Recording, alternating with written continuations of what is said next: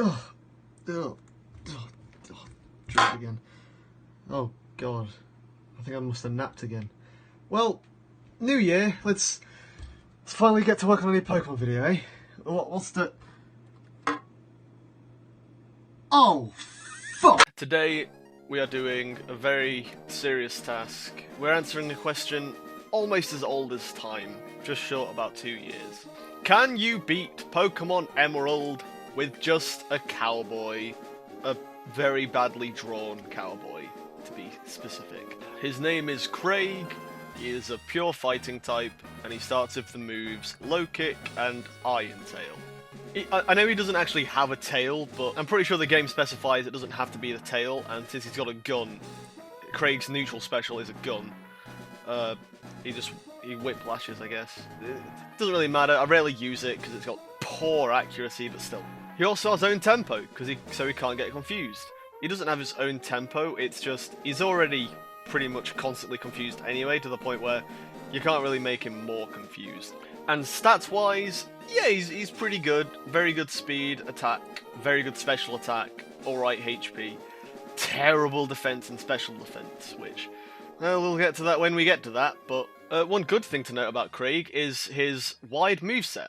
Because I wanted to kind of keep it accurate from the game I want him to be in, for those who don't know, I make games, but his game is an RPG, similar to like The Legend of Zelda and things like that.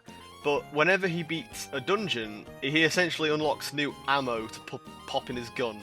So if he beats a water dungeon, well, now he can spit out bubbles from his gun. Well, not literal bubbles, but Pokemon bubbles, which are worse than lead, apparently. So my original idea was, after I beat a gym, I'll make him learn a new elemental shot move relating to that gym. So like after he beats Roxanne, he'll learn like Mud Shot or something. But I realise that's very similar to another character challenge I'm planning to do later, so I'll just make it every 10 or 15 so levels, he'll learn a new elemental shot. This does not exclude HMs, however. And right before Roxanne, we get a very helpful one in Bullet Seed. I was usually going to make Bullet Seed a starting move because, well, he's got a gun, Bullet Seed. But I realised since we get it really early as a HM anyway, there's no point wasting a learning slot. So, either way, Roxanne goes down, first attempt, very easy, nice. I haven't played Pokemon Emerald, or really any Pokemon game in ages. I say ages, in like a month and a bit. To the point where I'm still a little bit rusty when replaying this one, so yeah, I'm feeling good, I didn't mention it because I felt like it wasn't worth mentioning, but he also learned Headbutt really early. I feel like most characters can literally Headbutt, which is why it's a very safe move for me to make them learn, because it's not a bad move what they can learn. You know, said it wasn't worth mentioning, mentioned it anyway. That's how I roll. Guess we should move on to the next gym then. Brawly.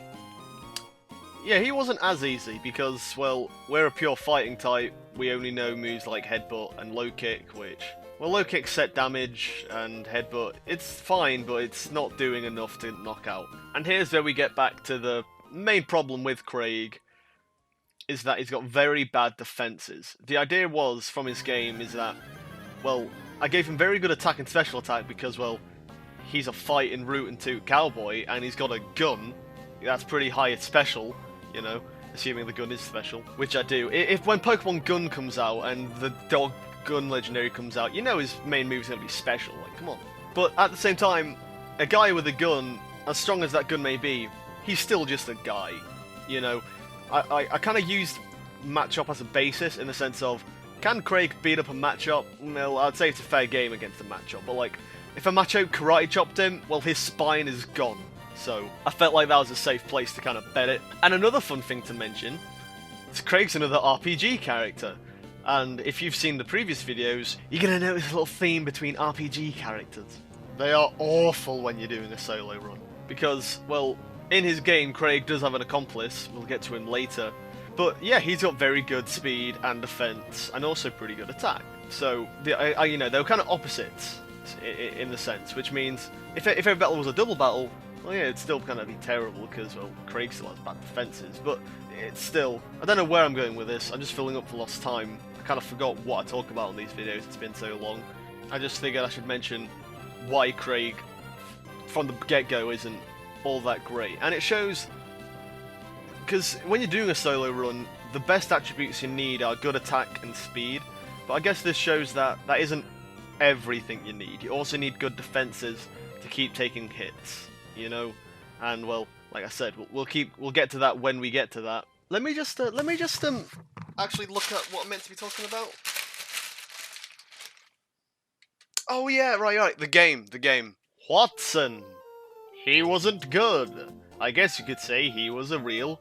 Nah, I don't want to say it. I want to save it. I want to save it till I real mean it. At least on the way up to Watson, Craig learned Karate Chop, which is pretty good. I replaced Low Kick with it, but still wasn't enough. I noticed how hard it was going to be when my first attempt, I died to the Voltorb using Self-Destruct, which I guess isn't that uncommon to die from a Self-Destruct, but I was already so high, like, I was like 7 levels above the Voltorb anyway, so I was just a bit surprised and realised that his lack of defences are, yeah, they're a little bit of a problem. And it's not helpful getting paralysed all the time. I got a Cherry Berry, luckily, but, you know, that doesn't stop him from paralysing me a second time. Which means, well, I don't have my speed anymore, and they can just knock me out in, like, 2 hits. So, I had to just level up. Luckily, I didn't need to level up that much, only up to around level 30. My strategy for these battles were Headbutt and Karate Chop, as, well, Karate Chop has a real high critical hit chance, and Headbutt can flinch. So the plan was just keep Karate Chopping and Headbutting, and just hoping to get rather a flinch or a crit, which, in this run, Headbutt never flinched when I needed it to. That was a fun little running theme. I also learned Bubble Beam, so I used it as a joke, and I didn't realise how kind of alright it did, and then I just kind of got a lucky crit. Wow. That just shows how bonkers Pokemon can be. I was just messing around with Bubble Beam, and I still ended up winning. Yeah, every previous attempt where I spent, you know, on previous runs where I spent ages grinding and training and no strategy seemed to work, and I just got it with a Bubble Beam. So, that's Pokemon, folks. But yeah, Bubble Beam. Let me just check who we actually have to fight next. Maxie, easy. Flannery, easy. I meant easy. Oh. Bad defense and a Torkoal what can survive a Bubble Beam. That's what we like. Keep in mind we die in 1 hit to overheat, because why wouldn't we? And the Torkoal's not going to set up a sunny day, because I think its AI knows it can kill me in 1 hit anyway, so we're in for a real tweak now, aren't we? I beat all the other trainers in her gym. I realised I didn't want to grind much more. Again, I was out of practice on this, and I was just not in the mood for grinding. It's so boring and sluggish. Well, I mean, it's alright when you have things in the background to do, but when you're recording, it's like, I can't. So, yeah, I was just not in the mood. Let's just keep at it and try some different strategies, because in most previous runs, it's always been just grinding. Like, you know, this new year, a month late, granted, but a new year, let's try some new things. I say strategy, it was very luck-based. Just headbutt the Torkoal, hope to get a flinch. And I realised 1 headbutt isn't enough, so I had to risk it and go for a second one. And, overheat missed.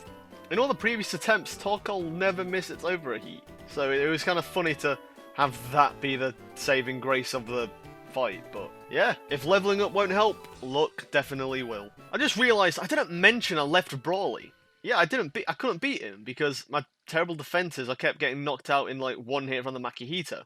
So, wow, I'm not good at this. I'm very out of practice. But I learned Psybeam on the way up to Flannery anyway.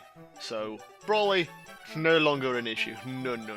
What about our father, though? What challenge does he bring us? Well, he's normal type and we're fighting type, so obviously we're struggling, because it's a silly Pokemon challenge. There's gotta be struggles. There's a reason I haven't wanted to do this. And the problem with Norman is that, since he's all the way back in the second town, and you don't have Fly at this point, you can't just kind of go outside and grind for a bit, because all the other guys are like level 2, and it's a slog to go all the way back to higher levels just to grind for a bit. So I kept at it. I consistently started to take out the Spinder. The Vigoroth and Linoon, they were both looks of the draw. You know, it was a complete toss-up whether I'd actually beat them in 1 or 2 or them knock me out. Either way, they're not the main problems. If you know Norman, you know who the main problem is. The big slacking. Obviously, he's going to knock me out in 1 hit no matter what, even after I grinded on the other trainers. His facade is just way too powerful. Like, how is that move so powerful? How is a facade an attack? What? But since slacking's got the best ability, truant, meaning he skips every other turn, my idea was, if I headbutt him, he'll flinch, meaning, well, he flinches, he doesn't move, and then that gives me another turn, because of his truant, he skips it every turn. Since I get that extra turn, I'll just wail on him with a karate chop and keep flinching him. And then I had another idea that since I learned Psybeam, I could perhaps try and confuse him as well. It didn't not work, just it didn't work either. Keeping in mind, I will die in 1 hit no matter what. So the idea was I had to consistently flinch, or at least getting confused, which I did a bit of research, did not know this before. Psybeam only has a 10% chance of actually confusing, whilst Headbutt has a 30% chance of flinching. So this was like the first time ever I was kind of doing a little bit of math playing Pokemon. This, you know, counting up what's worth more. But luckily, since slacking has a truant turn, that gives me 2 times to use Psybeam and try and confuse him. But obviously, with my luck, he's not going to hit himself, is he? And it's also worth mentioning there's a high chance that Karate Chop gets a critical hit. So there's a lot of different ways I went about it. Eventually, I did just go for the flinch and confuse. It worked eventually. Yeah, I guess you could say it worked eventually after like 17 hours. Either way, Norman's done. We got a bird to take down. Well, like 5 to be exact. All belonging to Winona. I didn't even attempt her at all. Craig is so frail, and he has no moves at the moment in Bubble Beam, Psybeam, Headbutt, and Karate Chop. None of those moves are going to be able to take any of her teammates out before they kill me. Like I said, 5 Pokemon. It's a pretty big team, considering it's the 5th gym. God, imagine Pokemon trainers having that many in later games. But still. And, Craig's a fighting type. I don't think I've really touched on why he's a fighting type. I mean, yes, he fights, but I feel like he's mostly fighting more so based on the idea of, in Pokemon, fighting is also like used as like justice. It's super effective against Dark type. What's the evil type? The 4th, or is there 5? I don't know. The sword Pokemon of justice are all fighting types. Most people believe that, at least. I do as well. If there was a justice Pokemon, or a Pokemon that was known to bring justice or peace, it would more than likely be fighting. Or not, because, well, Pokemon has a tendency to not really care about the design and just give whatever types they want. Oh, Lugia is a sea monster. We'll make it psychic though, because it's powerful. We're getting way off track here. So even after we did the Mount Pyrus stuff, Craig learnt Flamethrower, which I thought, well, it'd definitely help against the Tropius and Skarmory. Maybe it's worth a shot. So we did, and we lost. The Altaria, to not really my surprise at all, I can't really do anything to it. It's a Dragon and Flying. My most powerful attacks I'm trying to use are Water and Fire, which it resists both of them. So I'm kind of down in 1 Earthquake, so I just decided to leave, do the Mount Magma Volcano, the Magma base essentially, and just do all that. I also knew there was a couple moves I was going to learn pretty soon anyway, to the point where I didn't really need to grind so much as just go out and do those extra things, and all those new moves will definitely help later on, so I figured, might as well do it. Got very lucky on the next Maxi fight though. He's got a Crobat, really quick, again will kill me in like 2 hits.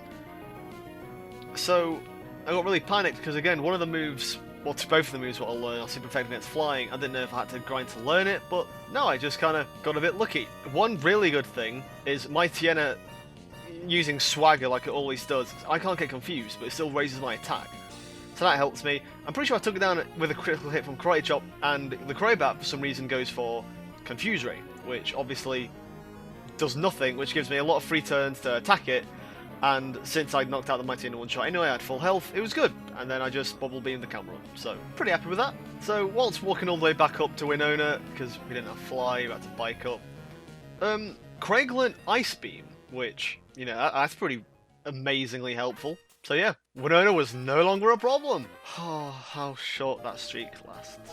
If you know Gen 3, you know what gym's next, and if you've seen my previous playthroughs, you definitely know what gym's next. The Psychic gym leaders, Liza and Tate. Reason they're difficult? Well, it's a double battle. They have 4 very strong Psychic users. They're all immune to ground type moves, which to be fair doesn't really affect this playthrough, it does some of the others, but either way, we are a very frail fighting type, going against 4 strong Psychic types, all of which can knock me out in one hit with Psychic. Now at first, I kind of thought I'd be fine because Craig knows Ice Beam, which is super effective against most of them. I always forget if Ice is super effective against Rock. I know it's ground, but I always thought it was Rock as well. Apparently not. But either way, Ice Beam's still a very good move. How will we do? Well, I had to try a few times because, well, since it's a double battle, there's so many different options what can happen, and let me run you through the basics real quick. I can knock out the Xatu in one hit with Ice Beam, but the Claydol usually takes 2 at this point. However, the Xatu I shouldn't kill first because that will normally attack the Oddish, and the Claydol will use Earthquake, which will attack both of us, but Craig can survive an Earthquake. So I should attack the Claydol twice, then the Xatu, but then obviously they throw out Lunatone or the Soul Rock again. It's usually pretty random, but Lunatone will always use Psychic and knock me out as soon as it can, although Soul Rock has a chance to use Sunny Day and then Solar Beam, which Solar Beam won't kill me in one hit, but the Sunny Days are still a lot better than Psychic. It gives me a free turn. But long and short of it, I'm not getting near enough space to knock them all out. I'm not winning because at the end of the day, I die in one turn, and I need like 5 to win. I started grinding again, but again, I just really didn't want to. I'm not used to the immense effort needed to grind, so I guess I'm just impatient. I think I was just having an impatient day. But I realised we're very close to Shoal Cave, and well, let's utilise held items. The Shoal Cave is near where the Psychic Gym is, it's like behind it, and it's just an ice cave, and in that you get an item called the Never Melt Ice, which boosts ice type moves. So let's boost up Ice Beam. That's good. I'm surprised I didn't use any held items before, because I picked up the Charcoal and the normal band. I'm not getting the Black Belt, because that's like incredibly awkward to get in this game. But still, I'm kind of surprised it took me this long to realise I should use held items. But still, does the Never Melt Ice help? Yeah, but nowhere near enough. I'm knocking out the Claydol in one hit a bit more consistently. I think it's a range, though. I don't think I've really mentioned ranges before on this series, but when Pokemon calculates how much damage a move can do, it's kind of like it adds, to put it in simple terms, it'll rather minus 1 to 5 points of it or add 1 to 5 points on it. So let's say there's an attack that does 10 damage. 1 damage might do 8 because it randomly rolled a -2 onto it, or it might roll 13 because it got a +3.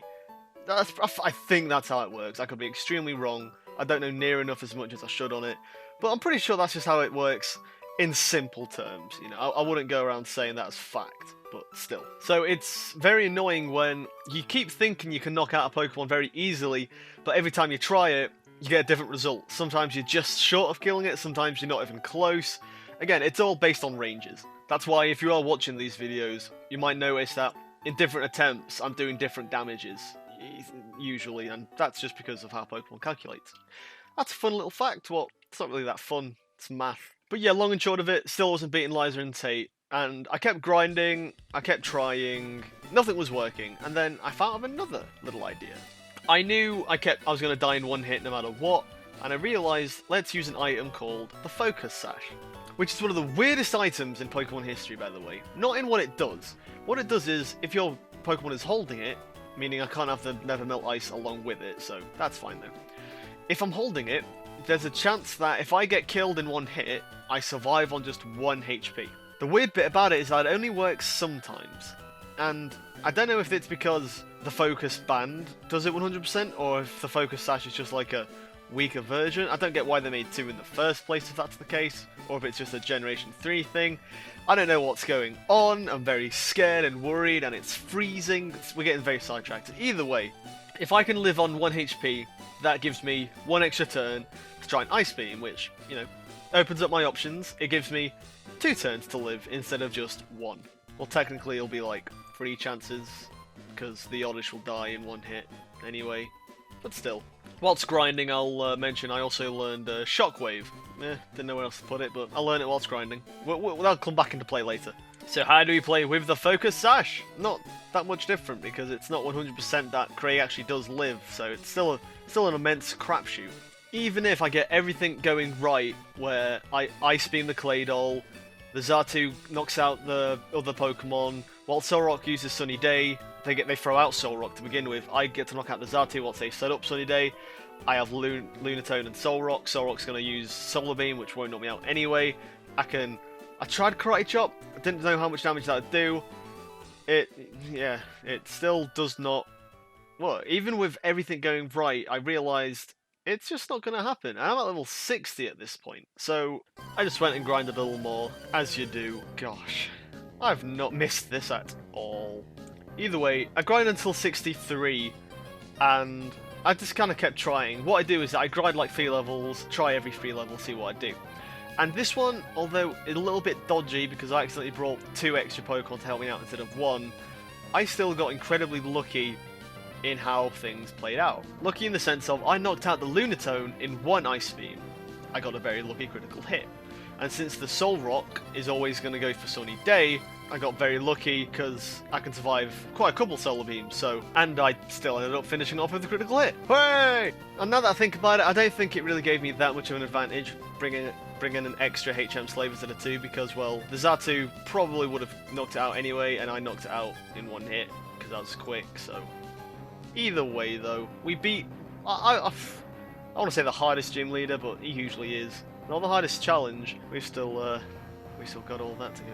I don't see any reason we should keep on with all this plot nonsense. We all know what happens. Kyogre and Groudon stop the world, requires us to start it over again. Whatever, we all know what it is. Let's go to the 8th gym. Torjuan? Yeah. The water gym. I know Shockwave. We're doing good. Although Wishcast, being a ground type, I had to use Ice Beam. I lost a few times, but we good. A big problem I wanted to note was, since Craig's got such a diverse move pool, it was very hard for me because I really wanted to teach it Calm Mind, which obviously I would have loved to have for the Liza and Tate fight, but obviously they're the ones who give me it. And even then, I kind of wanted to use it to set up Shockwaves for the whatever his name is fight, because, well, the Kingdra was still challenging to take out. That's a little foreshadowing for you. But at the same time, I kind of needed every move for the Elite Four. I needed Karate Chop for Sydney, Flamethrower for whatever her name is, wasn't sure what move to use for Phoebe, and Ice Beam for Drake. So, kind of needed every move. And now we get to the Elite Four. Sydney, a lot easier. Wow, I don't get confused with Swagger. He'd never used Sand Attack for the first few attempts. I just Karate Chopped his whole team. It was good. But then Phoebe came up, and I realised I was doing no damage to her team, like, at all. Nothing was going on. I had to learn Calm Mind to set up. And I realised I had to choose a move to remove. And at first I chose Flamethrower. That was a very poor decision, I realised, because... you can see for yourself, it just wasn't working. So I decided to replace Karate Chop, because I didn't really need it anymore. I can use Flamethrower for whatever her name is. I don't need Karate Chop to take on her ice types. Karate Chop, you helped us get through all this game. You've done your duty. We salute you. We salute you with Karate Chop. Yeah, whatever. So after that, the plan was for Phoebe was just to set up Calm Minds and Ice Beams, and wow, that cut through a team. I want to say like a hot butter, but it was Ice Beam. No? Alright, fair enough. And then we have the third member, what's her name? Can't for the life of me remember. Either way, she was pretty easy. We had Flamethrower and Shockwave. Obviously we set up Calm Mind when they're doing Hail. After that, yeah, pretty smooth sailing. We did get dangerously close a few times to losing, because I'm a little dum-dum. I wasn't sure whether to set up Calm Mind when they were healing or go for another Shockwave. It's a little bit confusing at times, but either way, yeah, I got through it. It was just a little scary. Then we got to Drake. I have Ice Beam. Should be easy, right? Well, the Shelgon's still a little bit random because I don't know if he's going to Protect or use Rock Tomb. Use Protect. We've set up to Calm Mind. All we gotta do is keep pressing Ice Beam, and it works. The Kingdra, though. Oh, the Kingdra. I wasn't sure whether to use Shockwave or Ice Beam. At the end of it, Ice Beam was the way better move, but I kept thinking Shockwave was, so I kept using Shockwave. Got extremely close to losing. Oh my god, I was terrified. But then, you know, after that, all the way down. Salamence, one hit. You know, that's useful. This is it then. The final champion. Can we beat Pokemon with just a cowboy? Well, if you wiggle your mouse or tap the screen, you're going to see, no, you cannot. We have still got a massive storm ahead of us, ladies and gentlemen. Now, like usual, the Wailord, a bit random. I wasn't sure whether it was going to use Rainy Day or Water Spout. Water Spout is what you don't want, because the more health it has, the more damage it does, and obviously if it uses it first turn, well, it's going to be a very powerful attack, so it'll have full health. Rainy Day is what you always want, because obviously it's not attacking, and you're quicker, so can't mind. It's fine. Can I get the lucky Rain Dance? Come on, Wailord. No, come on. We got so far. Well, maybe I'm quicker. I can still maybe... Oh, not quite. Awesome. Level 70, and it was a good attempt to get this far, but I lost on the first Pokemon of the champion. Oh boy. Now, at first I threw myself right back in there, but again, I just wasn't getting any closer. I'd kept getting up to Wallace, and I'd lose. He would always go for Water Spout, or I'd lose at Drake, because the Kingdra would kill me, or the Shell Gun would use Rock Tomb instead of Protect and kill me. Or I'd just get unlucky and die on whatever her name is, or I've lost on Sydney, I've lost on Fee. No Elite Four member was consistent at all. There was always a chance that I would get screwed over and lose on every single Elite Four. It's mad. So I grinded, and hey, I learned something pretty fun. I grinded up to level 70 to try and give it another go, and Sydney started using Sand Attack on his Mightyena. So now I think the main reason Mightyena does use Sand Attack sometimes might be a level thing. I don't know. I haven't done that much research into it. If you know, comment down below. If you're like one of the 5 people watching this and you just happen to have a PhD in Pokemon, that'd be great. So yeah, the higher level I was, the more challenging it got. How weird is that? The more I trained, the more I spent time trying to make it easier, the game itself got harder. And the worst part is, there's not really anything more I can say other than I tried on Sydney, I died, so I tried again. I got lucky that time, so I won. So I went down to Phoebe and I almost died, but I got lucky, so I won. I went to Drake and I died because the Shell Gun, I got unlucky, so I started all over again. But I tried a second time and I got lucky. What more can I say?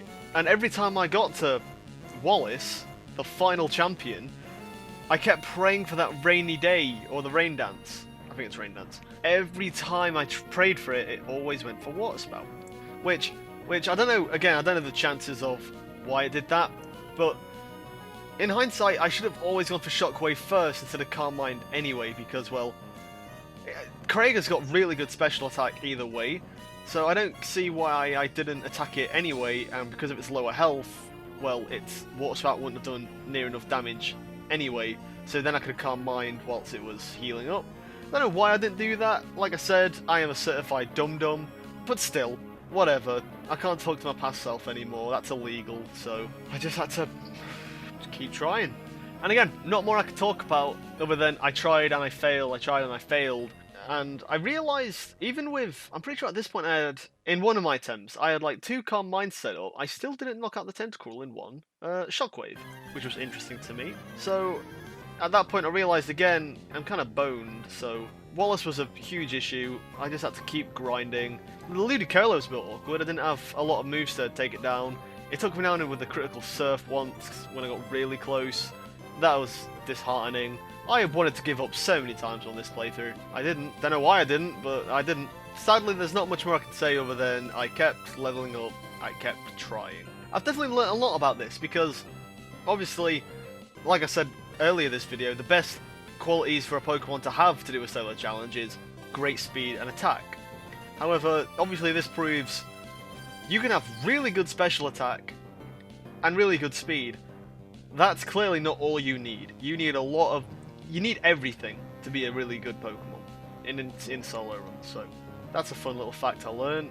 Didn't need to spend like 12 hours playing Pokemon to find that out, but here we are. And again, I don't like admitting to this, but the first 3 Elite Four members got so easy to the point where, after grinding, obviously they got easy. But I realised there's no point trying again in this sense of, like, why keep trying if they're that easy? I saved during the Elite Four, which I don't usually do. I always do the Elite Four in one take. However, at this time, I saved before Drake, because I realised those first three are so easy, and it took so long to awkwardly bustle through them that there was no point, so I saved in front of Drake. Funnily enough, I won on my first attempt against Drake. So, I could have gotten away without saving, but whatever then. And then, again, we fight Wallace. Let's see how this attempt goes. Well, I survived a Hydro Pump, so that was good. I set up a couple more calm mines. Gyarados obviously not a problem. The Milotic though, I was a little bit scared, but I took it down in a critical. Did I even need all the calm mines, or did I? Who knows? We're never going to know, and that's fine. Again, really funny how that was my first attempt after saving, so I didn't really need to save. Maybe it was just the confidence. Maybe I had it in me all along. Oh. Either way, can you beat Pokemon Emerald with just a cowboy? A badly drawn cowboy, what I usually call a cow guy, because he's not a boy, he's not a man though either, so he's a guy. Either way, can you beat it? Can you beat Pokemon using him? Yeah, but don't. Obviously don't. I mean, you can't anyway because it's mine, but don't. I'm learning a lot about this because obviously, let's say I do end up putting them in a game, which obviously that's the plan, that's why I do these characters. They better not suck in their respective games, otherwise I've buggered right up. So, even though I did joke throughout this video saying there's a reason I didn't do it, or that I didn't want to keep doing these, I do enjoy them. It's just obviously, I did like 7 in a row, so I was a little burnt out. I'm not, like, this one's definitely tired me out a lot as well. The next one I'm doing, don't know when it will be, but the next one I'm doing is definitely going to be an easy one. I can promise myself that. I deserve an easy one at this point, surely. I don't know what video I'll do next, though. Probably some other dumb thing. Maybe an SCP video or something. That's fun. I'm rambling at this point. How fun's that? Anyway, thanks for watching. Cheers for sticking your eyes on this video for 30 minutes, God's sake. You know what, I should apologise at this point. I'm sorry you had to watch all this. I hope it was in the background. I hope you're doing your IT work. You know who you are, and you better be doing it. Yeah, that's right, you. You spelled that word wrong. That one. Yeah, there you go. Fix that for us. Cheers. Right. Cheers for watching. I'll see you all later. Bye-bye.